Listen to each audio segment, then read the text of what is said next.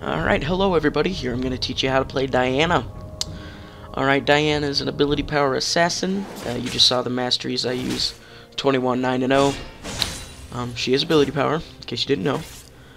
For runes, I've got magic penetration reds, armor yellows, and ability powers blues and quints. With that combination of masteries and runes, when I buy a Doran's ring at the beginning of the game, I have 50 ability power. Right, here's a quick little play where I get an easy kill on Ribbon because she didn't think I saw her. What an idiot.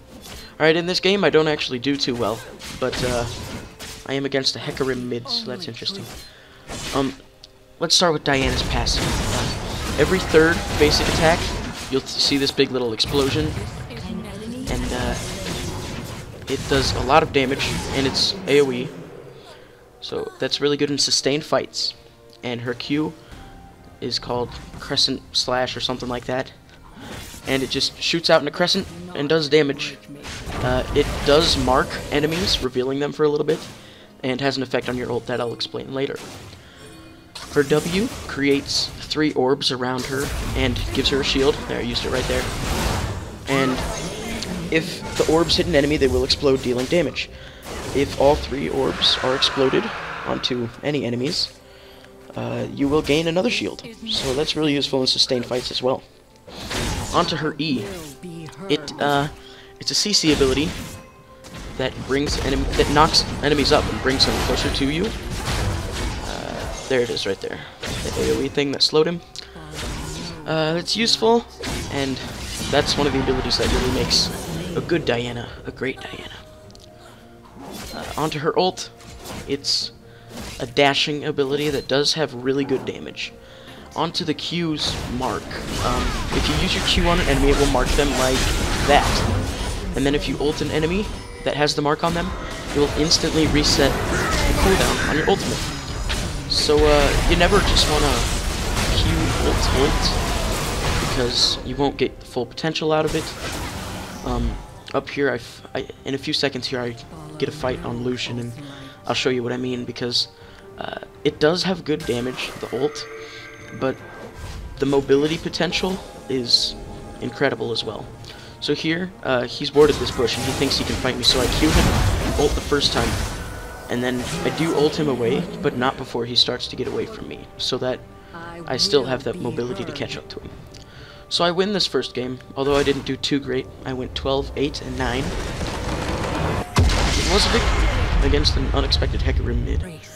This next game I do really well, and I'm playing against an Akali mid. And one thing to know when you're playing Akali mid is don't try to do anything too fancy before you're level 6, because right here, this first blood, it's not really a great play on my part, as it is a stupid play on Akali's part. So there I get first blood, and Akali splashes down. Pretty easy kill. Here I'm ganked by Pantheon, but I don't let it phase me. I know my damage, and the shield I get from my W is really good. So I end up getting the kill on Akali and flashing out behind the Pantheon. Although he does throw a spear, I do survive. CSing with Diana is pretty easy, seeing as she's got that passive.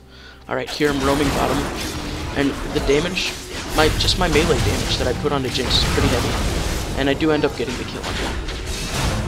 When I go mid, I do take the standard Ignite and Flash, in that order. For builds on Diana, a good item is Zhonya's. It's not the best.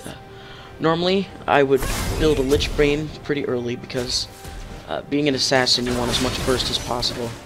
Here, I get a pentakill right here. You can see how much damage my Q ends up doing to these people, and how not using 2 ults right away can be helpful. Alright, here I snag Pantheon with my Q, that Crescent Strike, and then my buddy Skarner goes and ults Akali, so I can go ahead and grab the Penta with my W. The shields. Alright, so more build. Void Staff's good, Rabbit Arm's good. You know, just bursty assassin stuff. Sometimes I will take Nash's Tooth if the enemy has more sustained team fighting composition. But other than that, she's all assassin. Thanks for watching, everybody.